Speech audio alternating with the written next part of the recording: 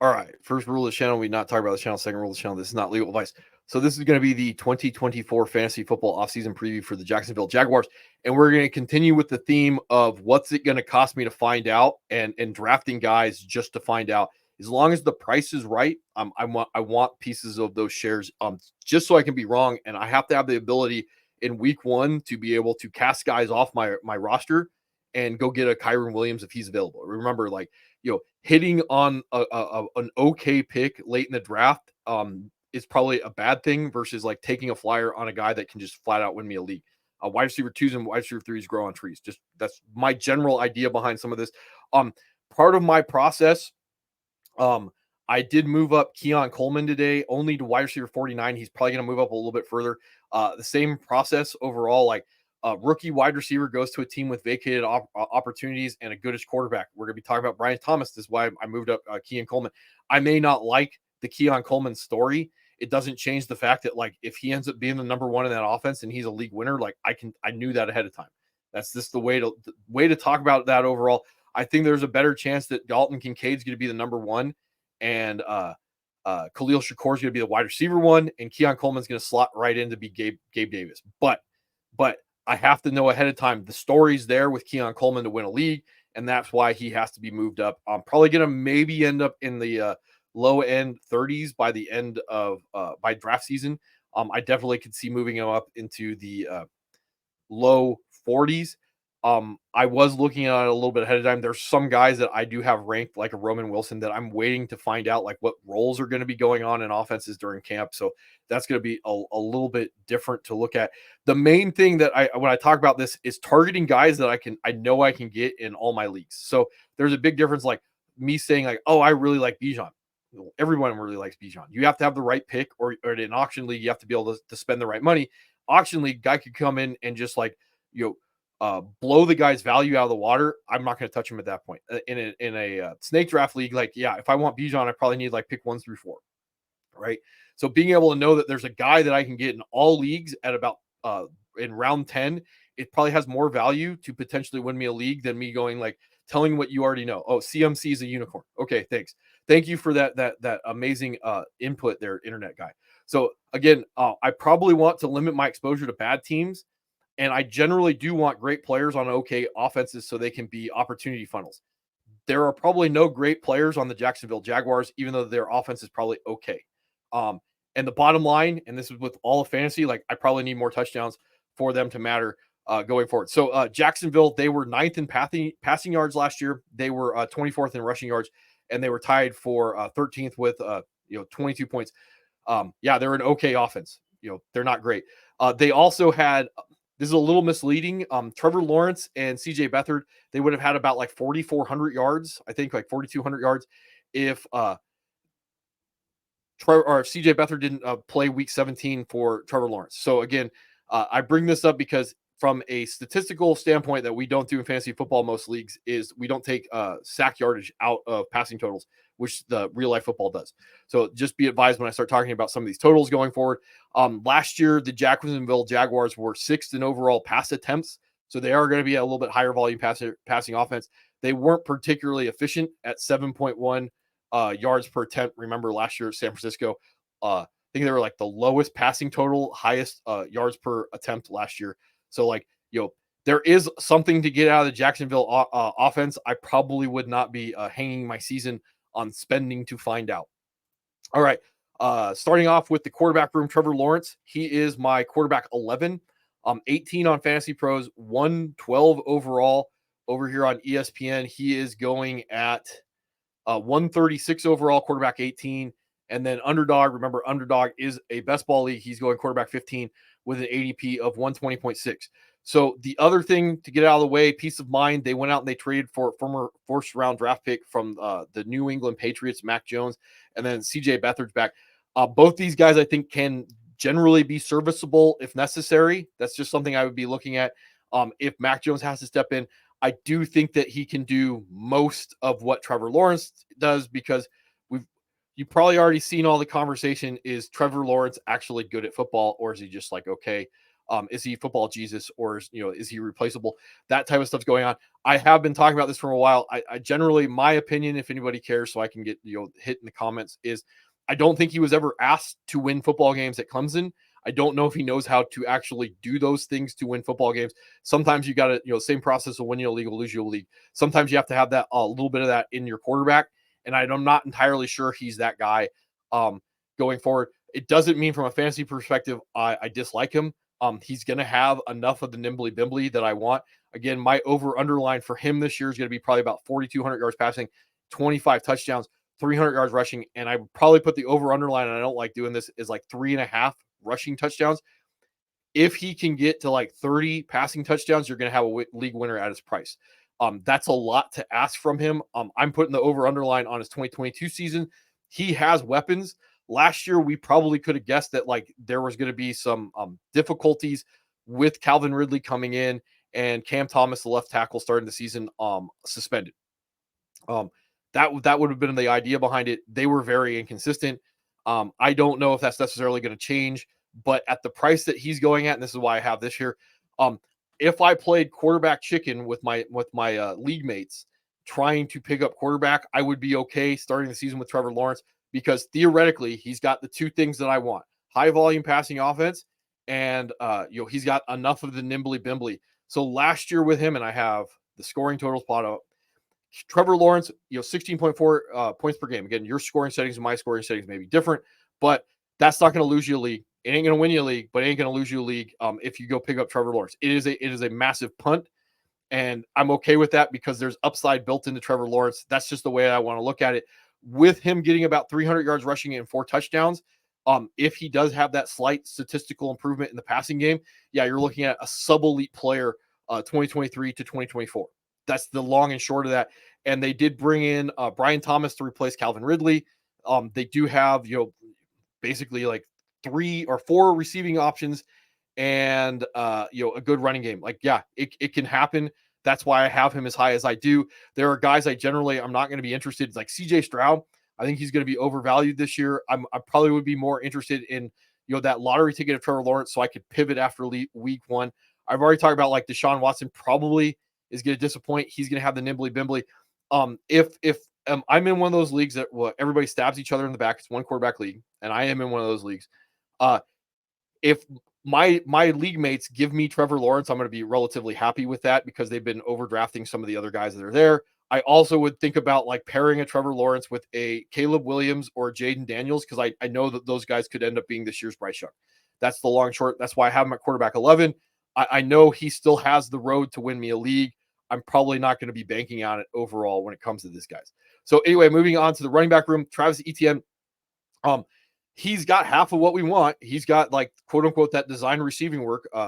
73 targets, 58 receptions, 476 yards, 1 touchdown. We want more touchdowns. That's like the biggest thing is chasing touchdowns in fantasy football is a good way to lose a league. It's also a good way to win a league. And then the other thing is his efficiency dropped. He is a little bit of an efficiency back. They've already talked about like wanting to take some of the load off of him. So he starts the season looking like a league winner, doing about 80% snaps. And then second half of the season, his efficiency drops, his snap shares drops to go along with it. They did try and run Dearness Johnson in that position, 20% snaps, 30% snaps second half of the season. They did re-sign him. They've also talked about like giving Tank Bigsby another run. He's the 3rd round draft pick that just didn't work last year. Looks like a bust. Again, the other thing that bothers me a little bit is 5th round draft pick Keelan Robinson. He's a smaller guy, 4.42 guy out of Texas. Like I could see him getting some of that design passing work if he makes the roster, which is going to hurt Etienne. So the two things that we need to have a league winning back are design passing work. They have a guy that might actually get that. And then they also have a guy to get that like goal line work. In Tank Bigsby, if they give him the role again this year, that makes me really skittish on Travis Etienne. So he is my running back 11. He is going 8 on Fantasy Pros, 19 overall. And then on ESPN, he is going 21 overall, running back 9. And then on Best Ball Underdog, he's going 40 overall, running back 10. So I think that he probably should be going closer to the mid-20s to early 30s. That's where I think he should be going. I just don't know. I don't think he has any road to win leagues. That's going to be the long and short of it. even if we get that efficiency to go up with Travis Etienne, so he's doing like, 14, 15, 14 or 1,500 yards rushing. I don't know how the rushing touchdowns go up. And the other thing is, even if he stays consistent with the receiving yards, I don't know how the rushing or the receiving touchdowns go up. So like that's the biggest thing, that you're looking at just an overall jump in efficiency in the rushing game, closer to what he did in 2022, where he actually had less carries and more rushing yards. And then that's not going to be enough to win you a league at that point. That would be why I would be keeping him in a route like running back 11, because if he finishes at running back 8, when I paid running back 11 prices for him, yeah, I return on investment. I could run him as a poor man's running back 1, and I can bring this up to show that he did finish last year as a running back 1, even with all that. But that was primarily based off the beginning of the season that he did. He finished as, what is that, running back 6 overall in points per game. So the thing is behind it, like I could run him as a low end 1. So I hit my mic. I could run him as a low end 1, or I could potentially run him as a high end 2 and get a little bit of return on investment. That's probably where I'd be looking at him to be best for my lineup. So again, if I punt the running back position early and go like poor man's hero RB, that would maybe be something I'd be interested in. Or if I'm trying to just get a good value pick in that like running or in that like round 3 type of range, going to ETN. Again, there's probably other guys that I would be looking at to win me a league at about where he's going in the draft, like 19 overall. Again, I do like my Rachaad White shares, and that's going to probably cost me a pick less to go get Rachaad White. Other guys in this range, like Marvin Harrison, we already talked about, like may have that ability to win me a league. If I want to go like elite quarterback, Josh Allen's going to be in that range. I do like Drake London.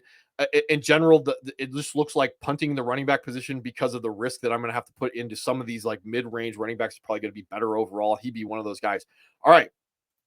Why we're all here is the wide receiver room.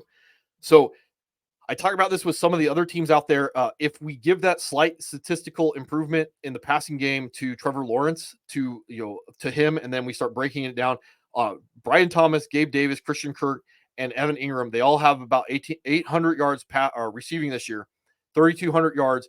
We go about 400 yards to Travis Etienne. That's 3,600 yards combined with all these guys. And then we can go at like Parker Washington, Tim Jones, Brenton Strange, the other running backs. Maybe we give some of the extra yardage around to some of the other guys. That's going to give us about the 4,200 yards, the over-under yards for Trevor Lawrence. So if Brian Thomas, Gabe Davis, and Christian Kirk and Evan Engram do have about 800 yards, none of those guys are going to win you a league. Doesn't matter what the prices are. They're just not going to be able to return. You're looking at best like replacement level guys rolling out there. So in order for some of these guys to be able to return, it means someone else is probably going to have to get eaten into a little bit. That's when we start talking about like taking the cheapest guy available when it comes down to it. I do like Brian Thomas. I will get into that here in a second, but we'll start off with Gabe Davis. He is going 58 or wide receiver 58 on Fantasy Pros 139. He is combined right now with Christian Kirk at 46. I'm going to end up splitting these guys. I don't quite think we know what everybody's role in the offense is going to be. I'm kind of waiting on that. He is going wide receiver 63 on fantasy or on Underdog with an ADP of 134.5. And then on ESPN, he's all the way down here at 130 overall, wide receiver 58. Probably closer to where he should be going is in that wide receiver like 45 range. Again, with Keon Coleman, we've seen the story where a guy goes from an old offense to a new offense, has a goodish quarterback, and his price is depressed, and then he wins leagues. And we're specifically talking about like Stephon Diggs. So is it going to be surprising that Gabe Davis is Nico Collins this year? Absolutely not. That's like the first thing to talk about. Like he has that huge statistical jump. They did pay him 3 years, $39 million. That probably means they're expecting what he did in Buffalo to come over to the Jaguars and be Gabe Davis for the Jaguars. But it doesn't mean that that story isn't there where he has that big boom year and we could have known it ahead of time. So like, I really don't want to be moving him too far out of that wide receiver 46 range because we've seen this before. We know what Gabe Davis can do. If that's the guy that they decide to give the opportunities to, yeah, we've seen those weeks. We can see those more of those Gabe Davis weeks. He probably doesn't have wide receiver 1 as his range of outcomes, but he does have like very solid wide receiver 2, that the type that can win you weeks. The other guy in this is Christian Kirk. He is my, again, combined wide receiver 46. Fantasy pros, he's going wide receiver 30 overall 58. And then on Underdog, he is going as wide receiver 30 with an ADP of 49.7. ESPN, he is going all the way up here at wide receiver 37, 84 overall. So again, he's going to have this range of outcomes. His 2022 in Jacksonville, where he did 133 targets, 84 receptions, 1,100 yards, and 8 touchdowns. Yeah, that's probably his range of outcomes. I would probably put him closer to like 900 yards and 6 touchdowns as the over underline for him. So yes, he should probably be flirting high end or low end 40s, high end 30s, where he should be going as we try and figure out what these guys' roles in the offense is and how much they are going to be a focal point of those opportunities. So now the big news in all this is going to be Brian Thomas Jr. He is my wide receiver 28 overall, 126 on Fantasy Pros, wide receiver 52. On Underdog, he is going at wide receiver, trying to look him up, 42 overall with an ADP of 74.4. Again, best ball league. And then on ESPN, he's going all the way down at 109, wide receiver 50. So he's a guy, like I talked about, I can target roughly round 10 of all my drafts to potentially win leagues. First round draft pick, sub 4.40, primarily did his damage at LSU on the outside. It doesn't mean he can't play the slot. And when I look at some of this stuff, like why I like it, again, I don't care if he's good or bad at football. What I like is his skill set allows him, he can play the X over Gabe Davis. He can also come inside, theoretically play the slot. Christian Kirk has enough flexibility to go outside and play the Z to allow Brian Thomas to come in the slot. I like all of that stuff with Brian Thomas. May not look like he's going to win a league at the beginning of the year. I definitely think that he has the ability to be that Z, that target hog guy in that offense to push Trevor Lawrence to that next level. That's what I'd be looking at a little bit more with him. So if we can get him into this like 120 to 140 target type range, we would be theoretically looking at like a DJ Moore type season. And I like that at the price it's going to cost me. So get on ESPN leagues, like pick 99 overall to find out that that's the guy I'm going to throw away week 1 to go get a Kieran Williams. That's what I would look at. Because at this point with Gabe Davis, I think we know what we're going to get. We're going to get this 800-yard season with Gabe Davis and like 7 touchdowns. Christian Kirk, what are we going to get? Maybe we get wide receiver 2 range of outcomes. Probably going to be wide receiver 3s. Those guys grow on trees. I'm not interested in him. Give me the guy that can win me a league in Brian Thomas. Now, a couple other things to look at. There's a possibility that they could decide to go with Parker Washington over Christian Kirk. They have an out this year in his contract. That would be what part of the reason why I'm waiting on to see what's going to go on with the Jacksonville Jaguars in camp between Gabe Davis and Christian Kirk. Would not be surprised if Christian Kirk gets cut and Gabe Davis is the guy that's there. That would allow me to keep Gabe Davis at like 46 overall, where I think he should be, and then move Christian Kirk off the board, something along those lines. If they both do make the roster at this point, which is also something I'm expecting is going to happen. Like, yeah, I probably would have to move Christian Kirk up slightly. It just becomes an issue of who I would move down at this point. Like, there are a lot of really good wide receivers in that range. And then it just becomes an issue of me figuring out who can win me leagues and who can't, and what are the chances they can do that. And then they went out and they signed Devin Duvernay from the Ravens. He's going to be a special teams guy. And then they brought back Tim Jones. Redundancy on that like X position. I'm probably going to have to play special teams. So that's about if you're wondering about Devin Duvernay and this like 2-year, $8.5 million contract, he's one of the best special teams players in the league. I don't think he's going to really eat into the wide receiver share. The one guy, like I said, that I would be a little bit interested in is Parker Washington, 6th-round pick out of Penn State, maybe cutting into Christian Kirk in camp. All right. The last thing to talk about overall with Evan Engram is I moved him all the way down to my tight end 11.